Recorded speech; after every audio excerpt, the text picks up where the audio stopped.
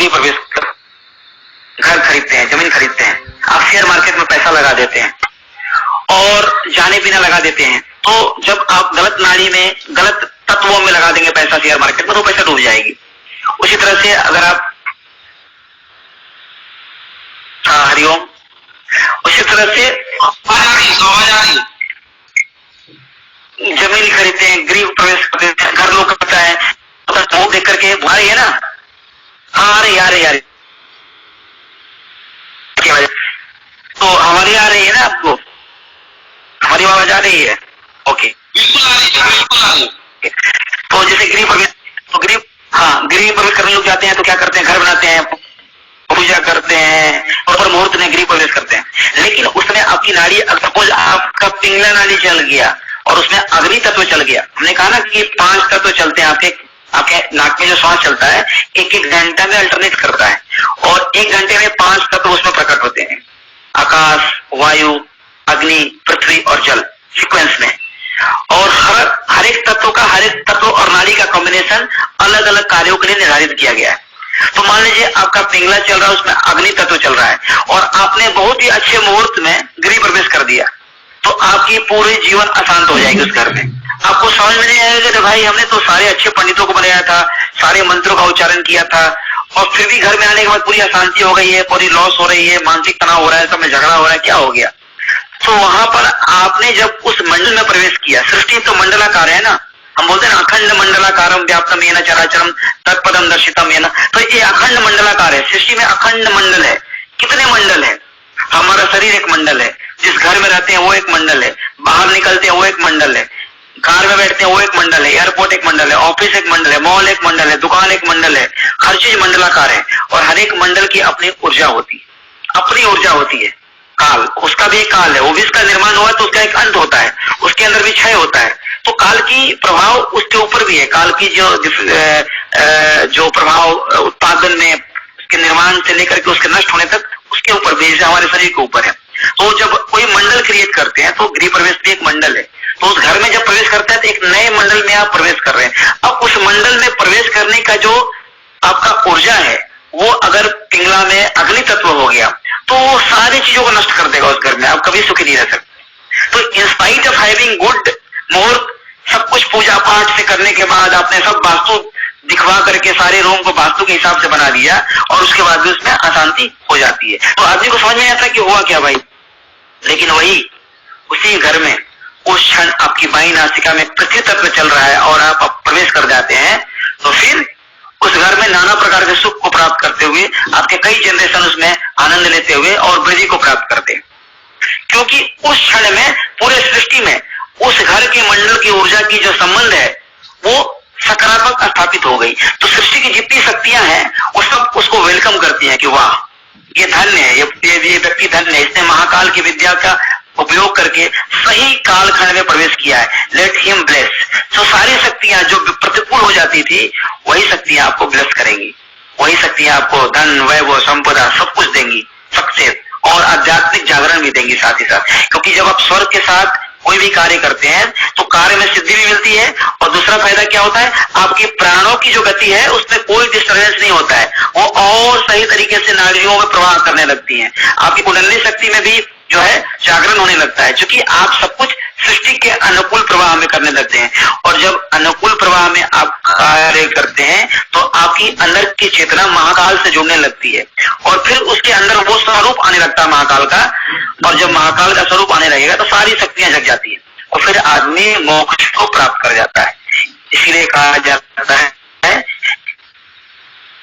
स्वर्ग का जो प्राप्त हो जाए तो उसका ऋण आप तीनों लोगों का धन संपदा को दे करके भी नहीं चुका सकते हैं, क्योंकि एक ऐसी विद्या है जिसमें सृष्टि के अंदर जो भौतिक जगत है उसमें आप सारे चीजों को भोग करके सब में सफलता प्राप्त करके उच्चतम स्तर तक सुख को प्राप्त करके और फिर मोक्ष को भी आप प्राप्त करते हैं, दोनों ही चीजें इसमें प्राप्त हो जाती है और बहुत ही आसानी से। तो इसमें कोई प्रोग्राम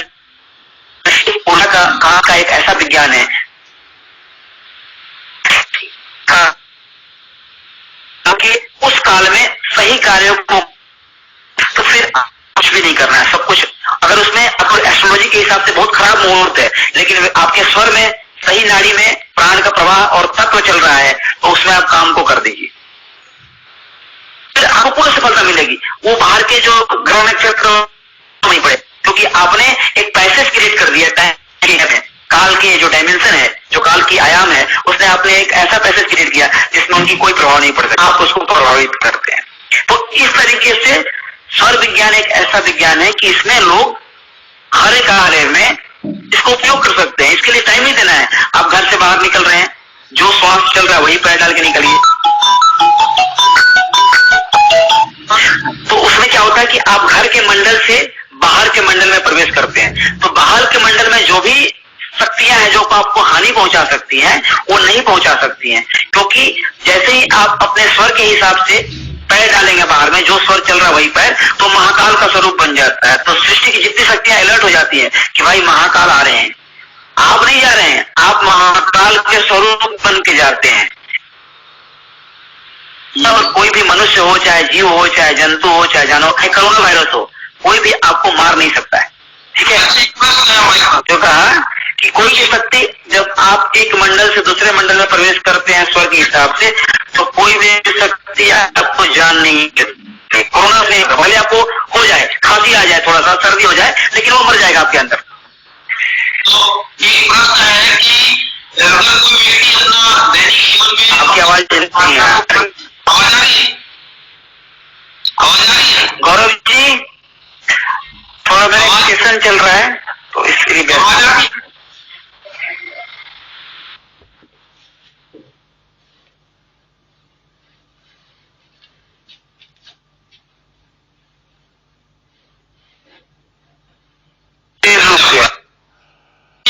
कि दैनिक जीवन में कोई साधना अपना कर रहा है, तो क्या वो ये करने से उसका वो जो साधना है वो डिस्टर्ब होगा कि नहीं होगा?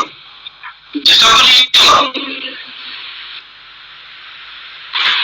थोड़ी सी डिस्टर्बेंस लग रही है।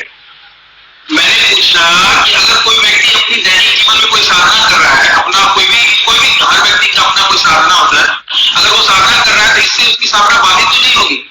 हाँ, मुझे आपका प्रश्न समझ में आ गया। मेरी आवाज तो आ रही है ना आपको क्लियर? कोई दिक्कत नहीं है ना? नहीं, मैं समझ गया क्वेश्चन। आप बता रहे हैं कि दैनिक जीवन में कोई साधना कर रहा व्यक्ति, तो उसका साधना डिस्टर्ब तो नहीं होगा? मैं इतना सुन चुका हूँ कि कोई दैनिक जीवन में यदि कोई व्यक्ति अपनी साधना कर रहा है, व्यक्तिगत साधना, आप ये कह रहे हैं कि कोई अगर दैनिक साधना करता है तो कहीं स्वरयोग करने से उसको कोई हाँ, ये बहुत अच्छा प्रश्न है। स्वरयोग जो है ना, सृष्टि में एक ऑपरेटिंग सिस्टम की तरह है। काल के खंड में ही सारी घटनाएं घटती हैं। हर चीज में काल का, मैं आपका आवाज नहीं आ रहा, मैं समझ गया क्वेश्चन आपका। तो पूरी सृष्टि जो है ना, उसका ऑपरेटिंग सिस्टम कौन है? काल है।